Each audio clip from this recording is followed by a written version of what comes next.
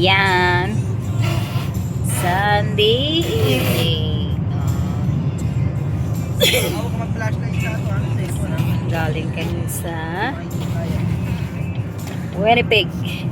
Winnipeg pa to. Ito Winnipeg na ba to? Winnipeg pa. Winnipeg, oo. Parang Canada na. Parang nasa Canada kami sa Winnipeg. Parang Canada na talaga. Parang Canada to, parang Winnipeg to. So may driver kami ditong pogi. Tapos mayaman. Pogi na mayaman pa. Galante yan, galante. Dahil ay na-hold up namin ang aming papi sa Winnipeg.